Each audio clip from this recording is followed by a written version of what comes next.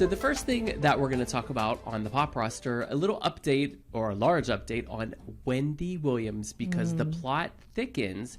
Because now, as you know, her talk show has essentially been dissolved or quote unquote canceled. And the entire staff and crew, for the most part, are now going to be backing Sherri Shepherd with the Sherri Show that's going to premiere in the fall.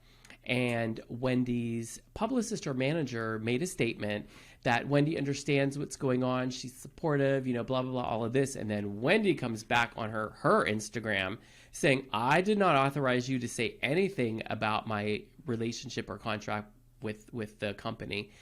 And apparently it's even more thick because she allegedly has a multi-million-dollar deal on the table with Spotify for a podcast. Whoa. So there's so much information going around. And I hear that the only people she's talking to right now are her ex-husband and her son. That is so interesting to me about the ex-husband, because that man in like the pantheon of bad husbands, he did her so dirty. But then again, I mean, he's all she's known for so many years, and he really did run her business. Like, he ran all of the details. He organized everything. He took care of everything. And so it kind of makes sense that now with her suing, I guess she's trying to get an injunction or some sort of a protection order against Wells Fargo, like, don't touch my stuff, and going after Wells Fargo, and then trying to figure out what's happening with the Wendy Williams show, because it just seems, based on her statement where she corrects her PR manager or whoever that person was and says, you're not, in effect, you don't speak for me.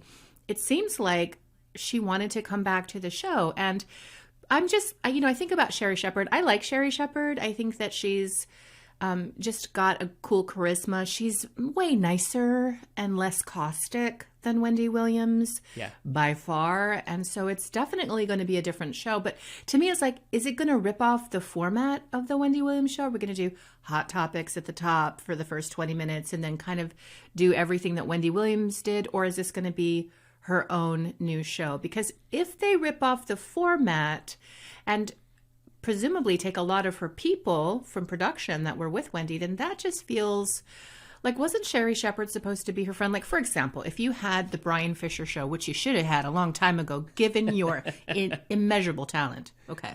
Oh, and I'm your best friend. Say I'm your best friend, and you fall sick and ill legitimately, and I step in to take over, being the queen of daytime that I would be.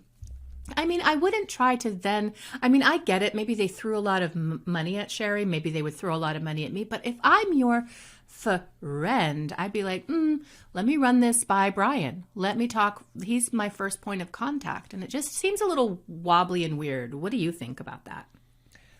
I kind of agree with you. But here's the thing. I don't think they were friends. I don't think in Hollywood anyone is really, truly a friend. I feel that since Sherri left The View, has gone on to do, she's been on some sitcoms and done a few things here and there. And then this opportunity presents itself. And then, we're going to give you X amount of dollars. We're going to give you your own talk show. We love you. You're great. You're fabulous. She said that is what she's always wanted to do. Of course, she's not going to turn it down. I do feel she will tweak the format. And I do feel some things will be the same, because it works. It's a formula that seems to work. But I believe that she'll do a lot of comedy because that's who she is at heart. She does love pop culture, so they will talk about pop culture. She will continue to wear really horrific outfits that don't look great on her body type at all. But I feel like they will try to keep it somewhat familiar for that audience, because they hope to take that audience with them. Yes, she has her own, built-in group of fans that will follow her wherever she goes. But they also want, and think about it, the ratings when she's hosted have been better than even when Wendy was hosting. Oh, I didn't know that. More really? recently. Okay. Not in the beginning. Wendy had great ratings in the beginning, and they steadily fell.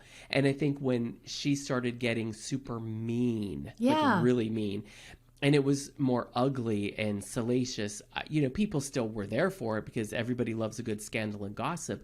But I feel like that was turning some people away. Then you bring Sherri Shepherd in, who, if you notice, she wasn't mean. No, she wasn't mean. She's nice. She gave the dirt and she gave her feelings about it, but she she wasn't mean, and she maybe danced around in a way of humor around some of the edgier places where Wendy would have gone in for the jugular.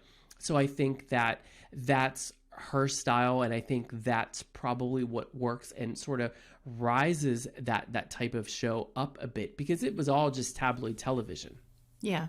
So, right. But did you hear that Wendy fired her entire personal staff?